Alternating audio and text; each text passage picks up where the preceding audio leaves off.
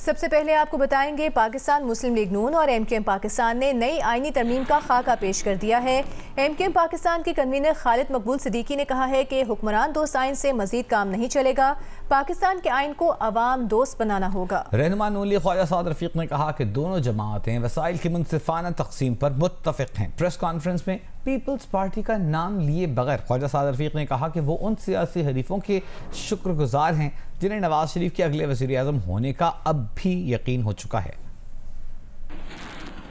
मुस्लिम league नून का वफ़द बहादुराबाद में MQM Pakistan के आरजी मरकज़ पहुंचा, जहां convener MQM Pakistan doctor Khalid Maqbool Siddiqui और अरकान राब्ता कमेटी से वफ़द की मुलाकात हुई।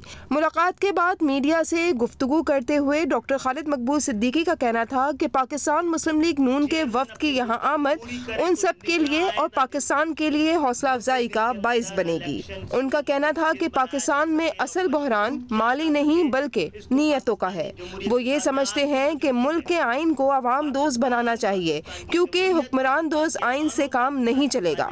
उनका कहना था कि शहरी हुकूमत को भी आइनी तहफ़्फ़ुज़ होना चाहिए। इस बात को मशरूत करें आप, third tier of government intact ना हो, आम इंतखाबात पाकिस्तान में ना हो सके। जिस तरह आइन में दर्ज है कि वफाक के पास कौन से इख्तियारात होंगे, इसी तरह आइन में दर्ज किया जाए कि कौन कौन से वसाइल, इख्तियार और department third tier of government के पास होंगे। इसके साथ साथ पीएफसी को एनएफसी के साथ मशरूत किया जाए। मुस्लिम लीग नून के रहनुमा ख्वाजा साद रफीक का कहना था कि मुल्क भर में बल्दियाती निज़ाम को निहायत मुफीद होना चाहिए। उन्होंने बताया कि मुलाकात में सीटों की तकसीम पर कोई बात नहीं हुई। उनकी कोशिश है कि सिंध में अवामी उमंगों पर पूरा उतरने के लिए सियासी इत्तेहाद बनाए। ख्वाजा साद रफीक का कहना था कि मुस्लिम लीग नून अपने मंशूर में जजेस की तकर्रियों पर भी बात करेगी और निज़ाम अदल में इस्लाहात शायद मंशूर में पहले नंबर पर होगा।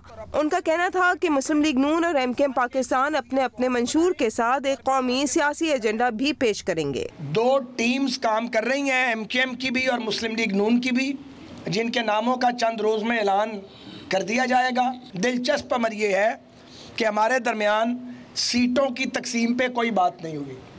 हमारी कोशिश होगी कि सिंध में ख़ास तौर पे एक ऐसा इत्तेहाद मारज़ वजूद में आए जो अवामी उमंगों की तर्जमानी करता हो, और जिस तरह कराची को खंडर बनाया गया है और जिस तरह सिंध के शहरी इलाकों को नज़रअंदाज किया गया है, वो मुस्तकबिल में नज़रअंदाज ना हो। डॉक्टर खालिद मकबूल सिद्दीकी का कहना था कि मुस्लिम लीग नून की क़यादत मानती है कि आइन को बेहतर बनाना मुल्क की बका के लिए ज़रूरी है। आइन में दर्ज किया जाए कि शहरी हुकूमत के पास कौन कौन से इदारे और इख्तियारात होंगे। कैमरामैन सरवर रजा के साथ किरण खान, जियो न्यूज़, कराची। अहम तरीन खबर आपके सामने रखेंगे। फराह कोगी की जानिब से गैर मुल्की सफ़र के लिए खुफिया पासपोर्ट इस्तेमाल किए जाने का इंकशाफ हुआ है। तहकीकाती ज़राए के मुताबिक लूटी हुई दौलत छुपाने और मनी लॉन्ड्रिंग के लिए फराह कोगी को गैर मारूफ मुल्क वानुआटू का खुफिया पासपोर्ट बना कर दिया गया। चेयरमैन पीटीआई बुशरा बीबी की दौलत छुपाने के लिए इसी पासपोर्ट पर फराह गोगी ने सफर किए। प्रॉपर्टी टाइकून के बेटे को फराह गोगी के लिए खुफिया इंटरनेशनल पासपोर्ट खरीदने का टास्क सौंपा गया। प्रॉपर्टी टाइकून ने एक और मारूफी ताजिर को खुफिया पासपोर्ट बनाने के लिए $1,30,000 दिए।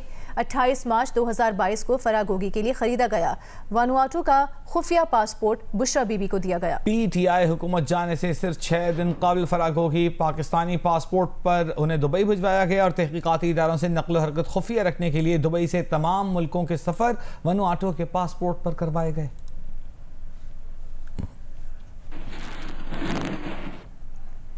मुस्लिम लीग नून के रहनुमा तलाल चौधरी का कहना है कि फराह गोगी को कोई 10 रुपए न दे, पासपोर्ट के लिए लाखों डॉलर्स कौन देता रहा। बोले ये सब चेयरमैन पीटीआई के करप्शन की झलकियां हैं। फराह गोगी के पीछे चेयरमैन पीटीआई और चेयरमैन पीटीआई के पीछे वजारत उस्मा की ताकत थी। तलाल चौधरी ने कहा कि दो ताकतों के मिलाप से तमाम करप्शन मुमकिन हो सकी।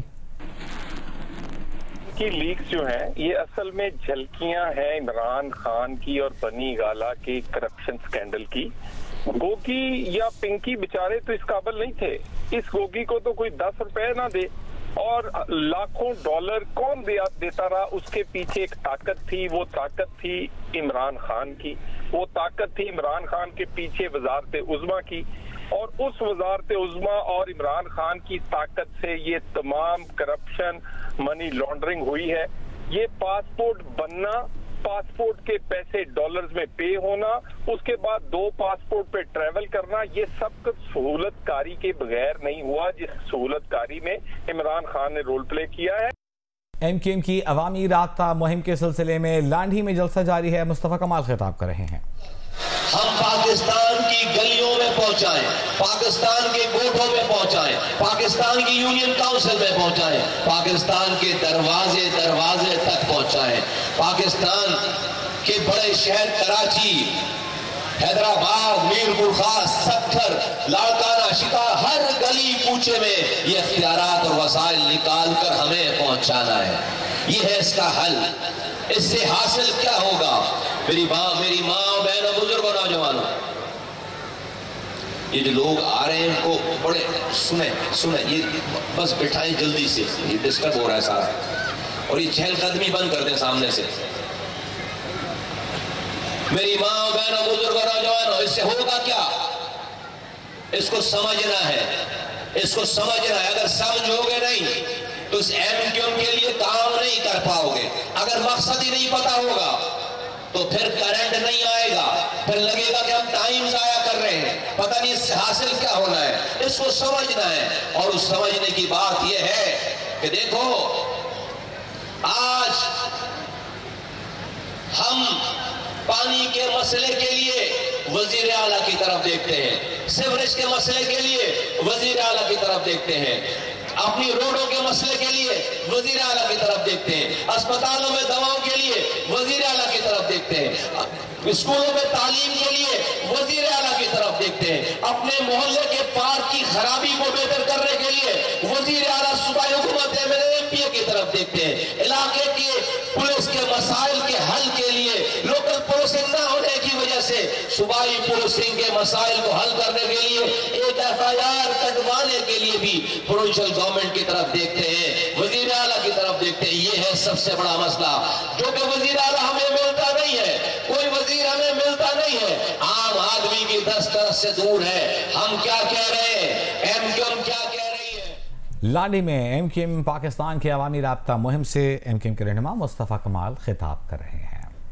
आगे बढ़ते हैं, आपको ये बताते हैं कि तुर्बत में संगानी सड़क के करीब तेल बरदार ट्रक में आग लग गई। फायर ब्रिगेड तलब कर ली गई, पुलिस का ये बताना है, और आग बुझाने की कोशिशें जारी है। ये मनाजिर आप देख रहे हैं आपसे कुछ देर पहले कि तुर्बत में संगानी सड़क के करीब तेल बरदार ट्रक में आग लग गई है। फायर ब्रिगेड का अमला तलब कर लिया गया है।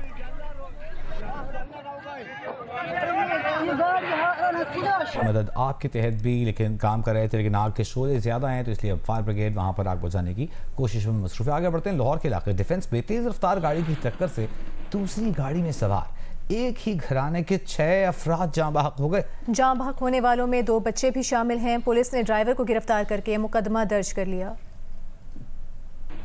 लाहौर में बेटी की शादी की तकरीबात मनाते खुशियों भरे घराने पर क़यामत सुगरा टूट पड़ी। होने वाले दामाद की मायों की तकरीब में शिरकत के बाद से वापस आते हुए तेज रफ्तार गाड़ी ने उनकी गाड़ी को टक्कर मार दी, जिससे 6 अफराद जाँ बहक हो गए। मुतासरा फैमिली के सरबराह रफाकत अली ने जियो न्यूज़ को बताया कि वो डिफेंस C फेज 7 में अपनी बेटी के ससुराल से वापस अपने घर शदाब कॉलोनी आ रहे थे कि डिफेंस में एक तेज रफ्तार गाड़ी उनके बेटी की गाड़ी से टकरा गई, जिससे उनके बेटी की गाड़ी कलाबाजियां खाते हुए उलट गई। जो इस दुनिया से मेरा खानदान के लोग गए हैं, मेरा बड़ा बेटा मोहम्मद हसनैन, मेरी वाइफ सना रफाकत, मेरा दामाद सज्जाद इस्माइल, मेरी बहू आयशा हसनैन, मेरी नवासी अनाबिया, मेरा पोता मोहम्मद हज़ैफा। रफाकत ने बताया कि डिफेंस के इलाके में नौजवान रात को गाड़ियों की रेसें लगाते हैं। तेज रफ्तार गाड़ी चलाने वाला नौजवान रेस की रिहर्सल कर रहा था। बासर शख्सियात के बच्चे होने की वजह से पुलिस उन्हें ना तो पकड़ती है और ना ही सजा देती है। यही एक्सीडेंट या ऐसे हादसा आपके अपने बच्चे भी तो मरते हैं, आपको क्यों शर्म नहीं आती? आप क्यों बच्चों को इतनी कम उम्र में गाड़ियाँ दे देते हैं? आया आपको दौलत का इतना खुमार है, इतना नशा है, आपके अंदर इंसानियत खत्म हो गई है? पुलिस का कहना है कि मुकदमा दर्ज करके अफनान शफकत नामी ड्राइवर को गिरफ्तार कर लिया है। निगरान वज़ीर आला ने मुल्ज़िम ड्राइवर के खिलाफ सख्त कार्रवाई की हदायत की है। कैमरामैन बदर मुनीर और साथी रिपोर्टर अहमद फराज के साथ उम्मे फरवा, जियो न्यूज़, लाहौर। दिल दहला देने वाली रिपोर्ट आपने मुलाहिजा की। जो बच्चा ये गाड़ी चला रहा था अंडर एज है, 18 साल से कम उम्र है। वालिदैन ने गाड़ी उसे दी थी, रेस की तैयारी की जा रही थी। लाहौर की सड़कों में, डिफेंस में रात में ऐसे मनाजर देखने में आते हैं, कराची में भी ऐसे मनाजर देखने में आते हैं जहां अमीर लोगों के बच्चे गाड़ियां लेकर निकलते हैं, लाइसेंस होता नहीं है, अंडर एज होते हैं और अपनी जान के लिए तो खतरा होते ही होते हैं, दूसरों का घर उजाड़ देते हैं। ये जो ट्रेंड है, ये जो रुझान है, इसकी हौसला शिकनी करनी चाहिए और अंडर एज जो बच्चे हैं उन्हें गाड़ी नहीं थमानी चाहिए। अल्लाह ताला सबको अपनी हिफाजत में रखे। और ताज़ा खबर आपको देंगे, क्रिकेट वर्ल्ड कप में भारत ने नीदरलैंड्स को 60 रन से हरा दिया है। 160 रन से हरा दिया है। इस फतह के साथ मेज़बान टीम तमाम 9 मैचेस में कामयाबी के साथ टेबल पर पूरे 18 पॉइंट्स के साथ सरे फहरिस्त हो गई है। भारत ने 4 विकेट पर पहले खेलते हुए 410 रन स्कोर किए। श्रेयस अय्यर और केएल राहुल ने सेंचुरियां बनाई। रोहित शर्मा, शुभमन गिल और विराट कोहली ने निस्फ सेंचुरी स्कोर की। नीदरलैंड्स की टीम 48वें ओवर में 250 रन बनाकर आउट हो गई। मोहम्मद सिराज, बुमराह, कुलदीप यादव और मोहम्मद शामी ने 2-2 खिलाड़ियों को आउट किया। मेगा इवेंट का पहला सेमीफाइनल 15 नवंबर को भारत और न्यूजीलैंड के दरमियान मुंबई में खेला जाएगा, जबकि दूसरा सेमीफाइनल 16 नवंबर को ऑस्ट्रेलिया और जनूबी अफ्रीका के दरमियान कोलकाता में खेला जाएगा।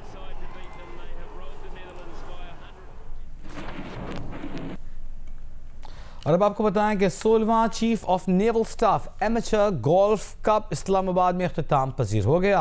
इवेंट का टाइटल इर्तिजा हुसैन ने जीत लिया। मागलक गोल्फ क्लब इस्लामाबाद में एमेचर गोल्फ कप 4 रोज तक जारी रहा, जिसमें टाइटल इर्तिजा हुसैन ने जीता। लेडीज इवेंट का टाइटल एमिचिन के नाम रहा। होल इन वन का टाइटल कमोडोर सलमान और जूनियर नेट कैटेगरी का टाइटल अजीज बिन अब्बास ने जीत लिया। Naval chief admiral Naveed Ashraf ने खिलाड़ियों में इनामात तकसीम किए। इस मौके पर उनका कहना था कि हर खिलाड़ी के पीछे एक बड़ी मेहनत होती है। गोल्फ सिर्फ एक खेल नहीं है, बल्कि तवील और सब्र आजमा गेम है। नेवी गोल्फ की तरक्की के लिए अपना किरदार अदा करती रहेगी। आगे बढ़ते हैं, आपको बताते हैं निगरान वज़ीर आला खैबर पख्तूनख्वा जस्टिस रिटायर्ड अरशद हुसैन शाह ने ओहदे का हलफ उठा लिया। तकरीब हलफ बर्दारी में chief justice Peshawar high court, IG, advocate general, साबिक सूबाई वुज़रा और सियासी और समाजी शख्सियात ने शिरकत की। गवर्नर खैबर पख्तूनख्वा गुलाम अली ने जस्टिस रिटायर्ड अरशद हुसैन शाह से निगरान वज़ीर आला का हलफ लिया।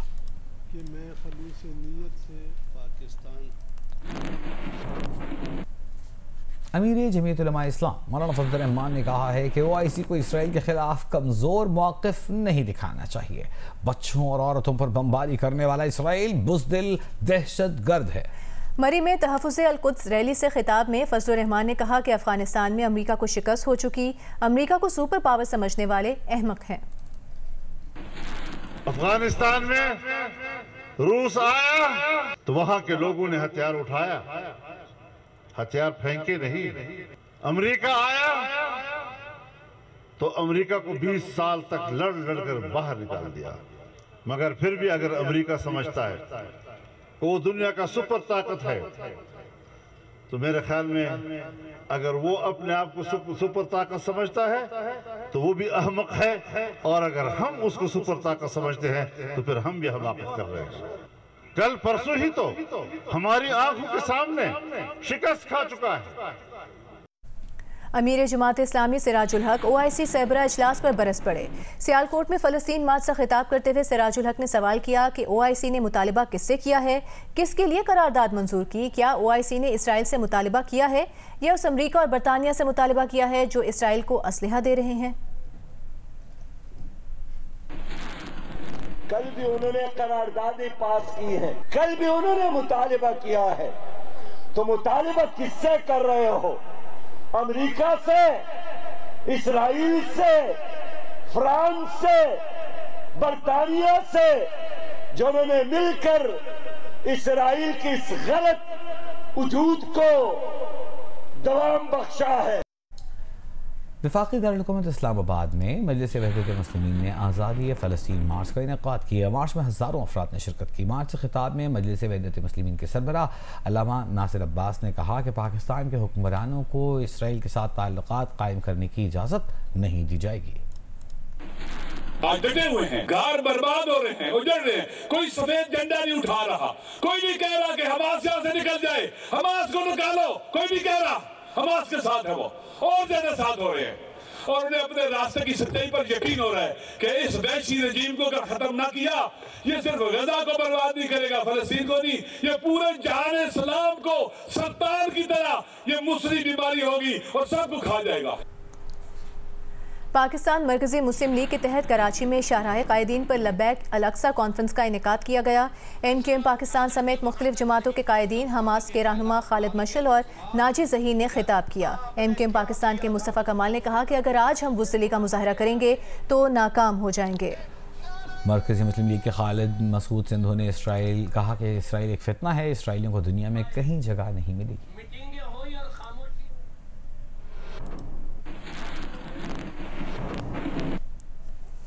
और फ़ज़ाई आलूगी का जिक्र, स्मोक से बचाव और साइकिलिंग कल्चर को फ़रोग़ देने के लिए लाहौर में लिबर्टी चौक से सिद्दीक सेंटर तक साइकिल रैली निकाली गई। पाकिस्तान साइकिलिंग फेडरेशन और लाहौर के कई साइकिलिंग क्लब्स के राइडर्स इस रैली में शरीक हुए।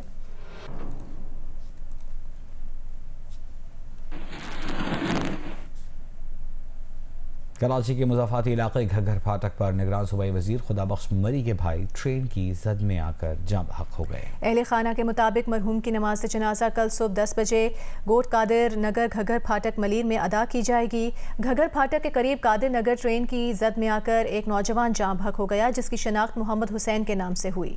पुलिस का कहना है कि जाँ बहक नौजवान निगरान सूबाई वज़ीर खुदाबख्श का भाई मुतवफ़ी मोहम्मद हसन मरी हैंड्स फ्री लगाकर ट्रेन के ट्रैक पर चल रहा था। पुलिस का कहना है कि वाक़े के हवाले से दीगर पहलुओं की तहक़ीक़ात कर रहे हैं।